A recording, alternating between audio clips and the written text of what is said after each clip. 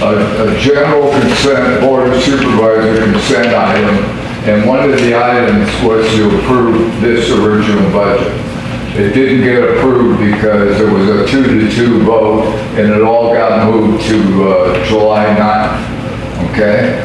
So that original budget has never been approved. It takes 100%, it takes 5 GSAs to approve it before it can go into effect. So that's one problem.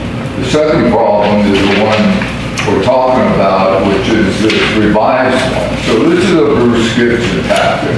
And Bruce Gibson is the treasurer of the PVCC. So I make him responsible for doing these things correctly. So the Board of Supervisors, under Gibson's direction, decided to change this. I'm not even sure why they did this from the original one, but they did. So now, what you have is, if you look at the bottom line, you'll see on the original budget, you guys were gonna owe 18 grand, and now you're only gonna owe 12, because they took out some items. And the point is that whatever, now we don't have, now the PVCC does not have a budget. And there's an MOA provision that says there will be no expenditures and no entries into any contracts for future obligations until there is an existing approved budget that identifies all of those items. And the other issue is both of these are incomplete. And I've asked, the original ones have been floating around for at least 2 PVC meetings, and I've asked a couple of times, and so did a couple other people, to say, we need all the information that makes up this budget. What's the background? They just threw some numbers in there, and there's no real documentation for the basis for some of these numbers. So right now, and the other thing that's happened is they've already executed contracts. So the MOA was approved on July 9th. And that meant that now the county is an agent for contracting along with Paso. The county has been executing RFPs and actually executing consulting agreements back even several months ago, illegally. And there's another requirement that each GSA has the opportunity to be involved in any RFPs, any consultant contracts, any interviews and reviews. And I asked Mr. Berkeley about this, and he says he's never ever been contacted once on any of these things. So what you have here, and there's other items, but there are several items where this whole operation is being operated illegally. And as you all know, the committee itself has no powers anyway. Every individual GCA, you guys do it the right way. You have to actually vote on every item yourselves as one of the GCAs. And it's not happening. Please conclude your remarks, sir. Yeah. Thank you very much. Yeah, you're welcome. Thank you for the handout. Oh, yeah, no problem. Any other public comment? Yes, thank you, Chairperson. Very well. June 18th, I was at the meeting, 6 hours, got to speak 6 minutes. June 9th, I was there, my birthday turned 67. I was there 4 hours, spoke 6 minutes. All of this controversy was because Supervisor Gibson, he didn't have his other vote, Little Jimmy, to back him up, so they moved everything to July 9th. That's why it got extended. Mr. Reilly was supposed to show up and explain stuff to Supervisors Arnold and Paul and Basham, never did. And they said, we're not going to vote on anything if we don't know what's going on. Because all this backroom deal is going on with 2 other guys. Supervisor Gibson, Mr. Reilly. Not without anybody else. Staff is not listed in the MOA as making decisions on what the GSAs do individually. The members of the GSA are made up of each board. They're not made up of staff. Staff is invisible. Nobody knows who staff is, who's making decisions on stuff that we don't know what's going on. Like, what do you mean it's not ready for the public? And the GSA cooperative group has no authority or powers. That's section 4.9 in the MOA. They don't get to make a decision there and go, oh, we all agreed on it. No, you didn't. You guys do it correctly. You adjourn to the GSA, you have a meeting, you have a hearing. Paso does it a similar way. We looked at everybody's agendas. Nobody did this stuff and approved it. It was just, oh, put it on the consent and do whatever. Again, another violation of the MOA.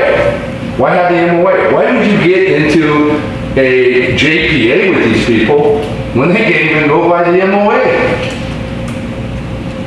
This is, and it's not, I don't really believe it's hard to follow the rules and do it the right way. So, in April, Lane Reilly, the sustainable guy, sends out an RFP. The RFP wasn't approved by nobody. Nobody saw it. It comes back in May.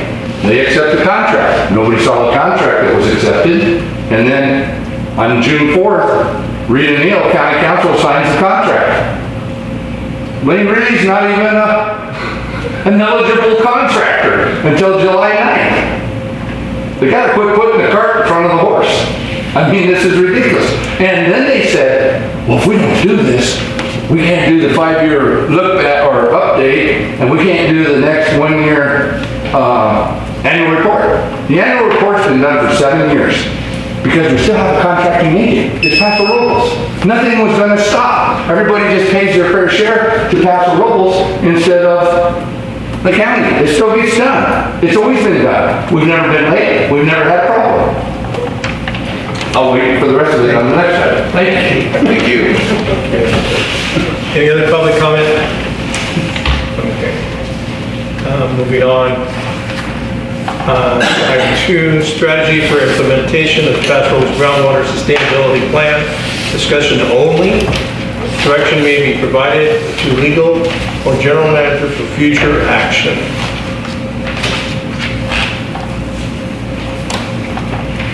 Thank you. I added this item to the agenda based on some ongoing discussions that have been occurring both at the PBCC level and amongst legal counsel for all various GSAs. And as Kelly said, and as was very obvious at the meeting last night, there are a lot of open questions with regard to not just governance, but implementation of the GSP in general.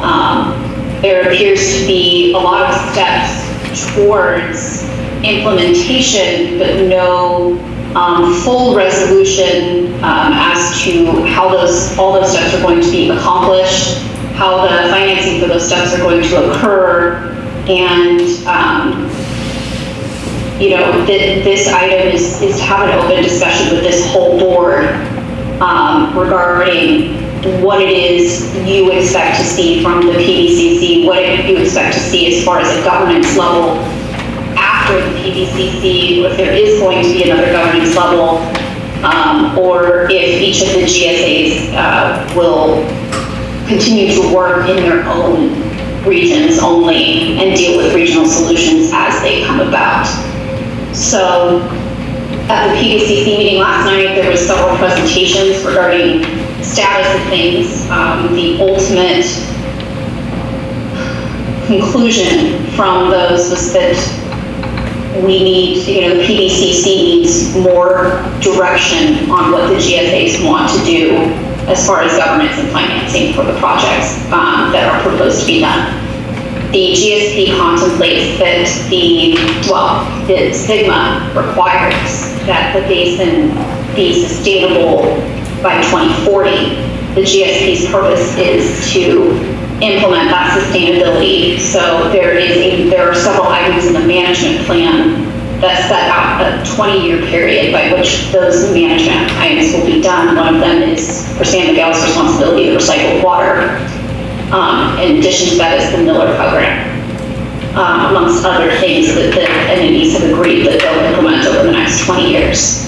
The question of how those get implemented and how that gets paid for this board, as long as I've been here, has not really had a full discussion on that and on what this GSA expects to see out of the cooperative efforts that have been occurring and what that is supposed to look like as far as you're concerned. And it would be good to get some direction or at least some idea of what it is you guys want to see and what it is that you want to be doing to implement the sustainability plan. Thank you, Christina. Renee, do you have anything for council? No, I called Kelly to kind of review this and go over this, and so it's just, I'm always leery as to, what the ultimate gain is, because everybody, there is, with so much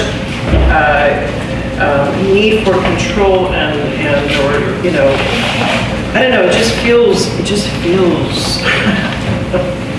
water's the new gold, it's, I just feel like shady stuff is going on. And what is the ultimate prize here? So I just, it's, I'm leery at every step of the way. Dr. Baker? Yeah, I agree with Rena. A lot of that, what's going on is very questionable impact. But I think you got people that want to get grants and use taxpayers' money to do projects that's going to benefit them, not specifically the groundwater basin as a whole. So yeah, you got people talking about wanting to bank water and do other things, and we had a vote on that a few years ago, man. It just got wiped out. Excuse me, Baker. Christine's having a hard time hearing you. Very quiet. But, yeah, I think we need to have more discussion on what we think should be direction, because it seems they got projects that are moving very slow, and the funding mechanism and what it's going to cost and what it's going to cost us, I'm very concerned with. Dr. Davis? Yeah, I don't even know why we're in the GSA myself. And what if we just said, you know what? We don't need you. You don't need us. We've got our district here. We got our wells and so on. And we shouldn't even be in this Paso Basin groundwater thing. Heritage Ranch is not. We got one little sliver of where we're actually in the basin itself. If you look at the map of the basin, past Robles Basin and so on, you look at the map, we're a little sliver up here. And two of our wells we're getting water out of the Salinas River. That is a part of the basin and so on. So anyway, I just think, to me, it's all, they're just after, they want to control the people and throwing threats at us because, you can't draw any water out, of our own wells and so on. So I don't know if there's anything to do about it, but if there was any way we could just tell them to stick it, that's what I'd do. So telling them to stick it probably isn't a good idea. Well, tell them we're gonna get out. We don't want nothing to do with them. So What are they gonna do if we just say, hey, don't worry about it, we're not gonna deal with you anymore, and we're not gonna pay our lawyers and so on, and just... So we can, if this board elects to, then we could remove ourselves from the PVCC. Right. However, we would still be subject to the requirements of Sigma. We would still be subject to the requirements of the GSP or a new GSP. We would still be subject to submitting an annual report and a 5-year evaluation of whatever GSP we're part of. Because we're already part of the GSP with the other agencies, it's not entirely, I don't know how plausible it is that the state would let us develop a new one, because that one was already developed for the basin. We are entirely within the basin. Heritage Ranch was the one that had a teeny tiny sliver of the corner of their district that was in the basin, which is why the state granted their request to not be part of this basin. But at any rate, I mean, we can go at it alone. It would most likely be more expensive than, obviously every year the costs are going up. But even if it's $18,000 this year, it would most likely cost us at least that much just to do the work we would have to do. We would have to pay somebody to do that. It most likely would be the same companies that are doing the work for the other agencies. I think the bigger question is whether this agency, or this district rather, still wants to be a GSA. If that's a no, then basically it would require the district to give up that agency to another agency, most likely the county. And is this board willing to put up with whatever the county decides? Me personally, I'm in the county GSA in my personal home, and I really don't like what they do most of the time, so I would rather not shove that down the throats of the people who live in this community. That probably the most prudent thing to do would be to work with the other agencies to come up with a long-term solution that actually is going to get something done. Part of the reason, in my opinion, that a lot of things don't get done is because you have 5 different agencies. And you have some over here pushing their projects, and you have some over here pushing their projects, while the rest of us are in the middle trying to get the absolute requirements done, and not trying to spend a bunch of time giving some special treatment to some one agency that doesn't want to help themselves. They want everybody to help them. But basically, where we're at in discussions with the attorneys and where we're at with discussions with staff is trying to come up with a model of what we want this to be if it's going to go forward. We may get into this 3/4 of the way and nobody can agree on anything, and it all has to be thrown away anyway. Wouldn't be the first time.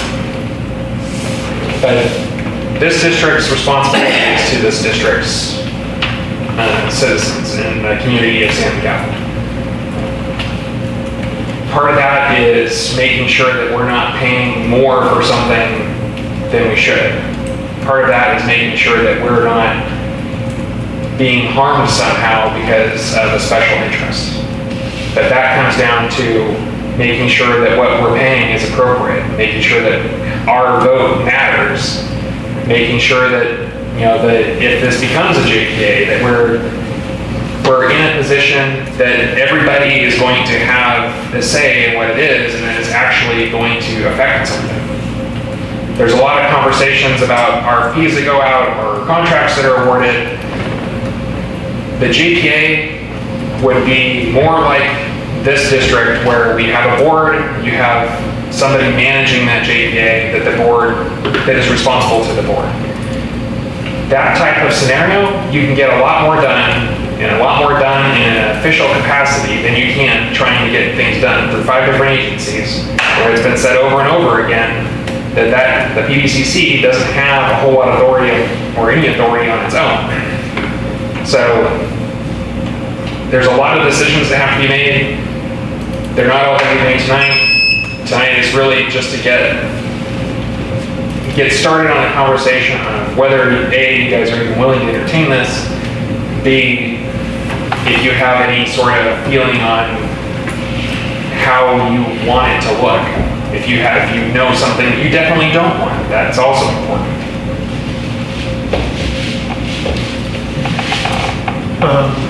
Public comment?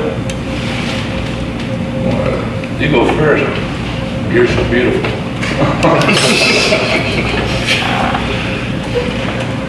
So, gee, where to start? Yeah, so Kelly hit on one thing here. If you could, and I don't know what the actual process is, but you do have the ability to withdraw. And I assume what that means is that the county, one of the options would be the county would then take over whatever it is in your area that needs to get handled. But to me, it's like 6 one way and half a dozen the other, because whether you're involved and you're paying your share or you give it back to the county, you know, you're still going to be, maybe the board here isn't going to be paying, but you're going to be paying. And the San Miguel is going to be paying their share one way or the other to the county. The question I have though, listening to the attorney and Kelly, I'm hearing about all these discussions. What discussions? Who are these discussions with? And actually, we found in, was it the San Juan minutes? San Juan minutes, they actually had a report, I think it was May minutes, a big long report about all the conversations, and with the EPC, they actually had a joint meeting with 2 unnamed supervisors about this, that, and the other, and 2 unnamed Paso Robles city council members, unnamed, and so on. So, who are these people and what are the conversations? You know, they want to, and I understand what they're talking about, the governance, the GPA thing, but, you know, it's funny how you guys don't seem to get communicated on anything. I assume you haven't been involved in all these discussions, and your attorney sounds like she has been. I mean, so I don't know whether they're reporting to you all these conversations in these meetings or whatever, but, you know, and another thing I should have mentioned before, but it's relevant to this.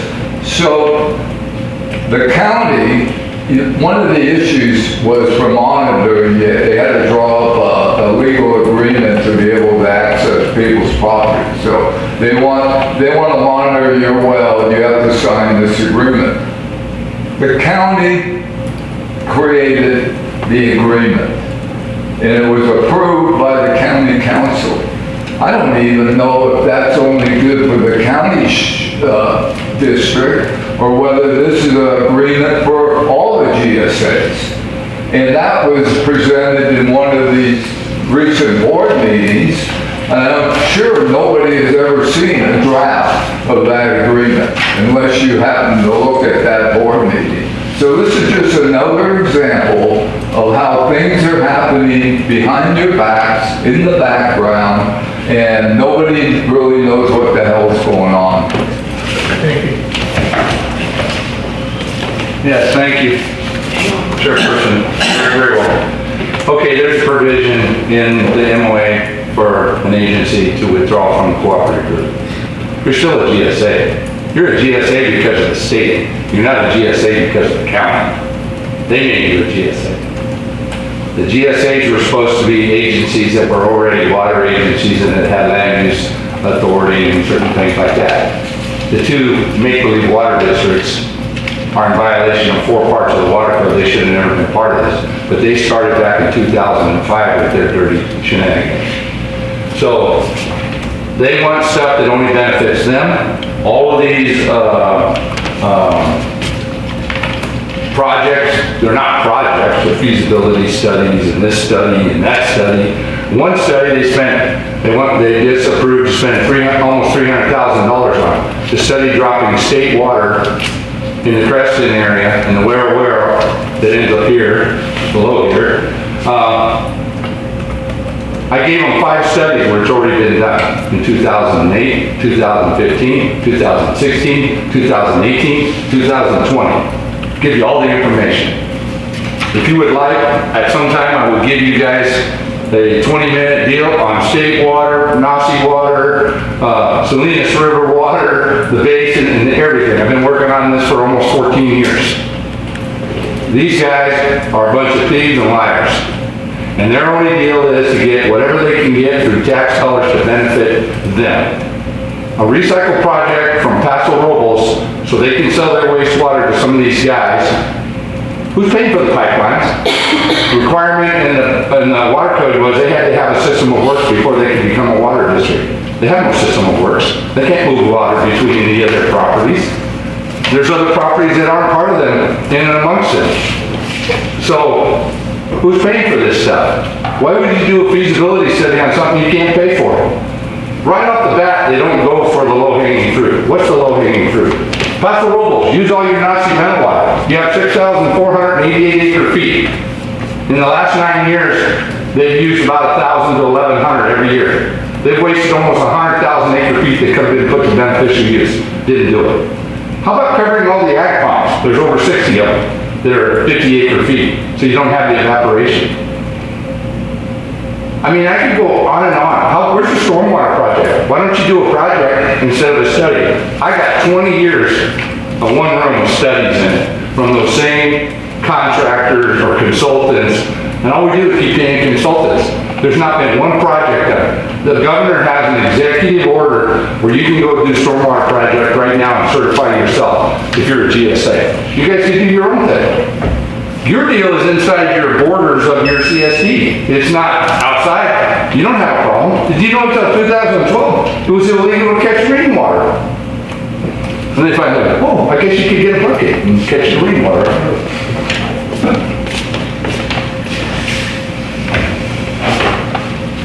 Any other public comment?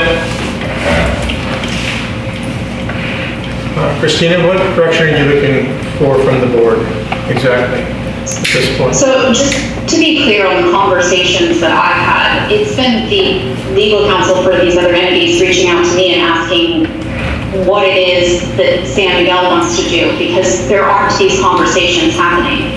And like I said, my answer is I don't know. Our board has not discussed what they want the governance to look like. Our board has not discussed what level of cooperation they actually want to have with the other GSAs, how palatable these regional solutions are, and how quickly that they want to get them done. I don't have the answers, and so, after the third call, I said I need to agendize this and talk to my board about it, because it looks like they're trying to move and they're trying to get decisions made, but I don't know what you want, and frankly, I don't know what the other GSAs want either. All I've heard are discussions, hypothetical discussions that happen at the PDCC level and what the county wants, but I'm not sure. It's unclear. There needs to be a path forward, whether that is San Miguel operating as its own GSA and doing its own thing, and dealing with its own monitoring and any solutions that come from that monitoring, the requirements of the GSP, or does San Miguel want to come up with a cooperative solution that is regional with the other GSAs, whether that's a fully cooperative solution or a partially cooperative solution. So this is a lot, and this is kind of a high-level discussion. I don't necessarily need specific direction at this point, other than I think that we should agendize this again, and we should continue this discussion, and I think that all of you should really look at the GSP, look at what's required of San Miguel over the next 20 years, and decide how, as a GSA right now, how are you going to accomplish that? And is that by yourself, or is it with these other entities? And what are we willing to do to get that done? And whatever information that you need from Kelly or me, or if we want to get information from these other entities, we can do that. But we need direction on how we're going to at least move forward in this moment. What more do you need in order to make some progress? So, sorry, go ahead. I had a thought that, you said, Kelly, you said that, we're just trying to get our minimum. There's those that are trying to do the projects, and then there's others that just trying to get the minimum done so we meet our requirements, right? Right. I think that's, a clear line in the sand is to say, why are we even a GSA? What are our requirements? What is the minimum that we need to be doing? We are a small entity, we are a small area, and that's all that we want, that's all that we would desire. So we're not needing a bunch of water projects. We didn't even take the Nacimiento water. So I think that's a definition that I'm not quite hearing. I don't even know in my own mind what it is that we are, what our minimum needs are that need to be met besides just some monitoring and some reporting. So I will direct you guys to the simplest way for you to look at this stuff is to look at chapters 8 and 9 of the GSP. So chapter 8 is the events that need to occur, or the things that need to happen in order for action to be taken. So for example,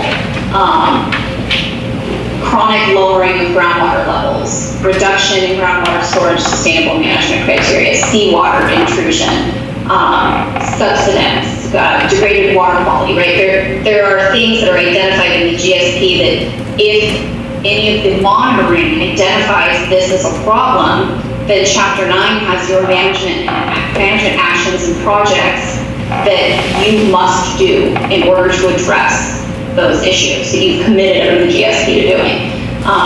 And that's things like stormwater capture, the voluntary fallowing program, mandatory pumping limitations, watershed protection and management actions. So it's all listed in here, and it's frankly, it doesn't specifically say exactly what you're going to do under those management plans. They're broad, and it allows you, when these things come up, to come up with a plan. And so when you look at those, the question is going to be, is that something that San Miguel, do they want to do their monitoring and their action plans on their own? Or these are regional issues a lot of the times. Some of them are going to be just, you may have water quality issues that another entity is not going to. It doesn't make sense for the whole region to pay for that, right? Right. So have we identified? Are we in violation of anything from, like what you're saying, from what's listed in chapter 8? Have we gotten that far? So we do have some violations of the minimum thresholds in some isolated wells. We do have wells throughout the basin that are going dry for various reasons. These are private wells then? Yes. Okay. So there's private wells going dry. Okay, got it. There was wells going dry before all this, there's wells going dry now. Some of those wells supposedly came back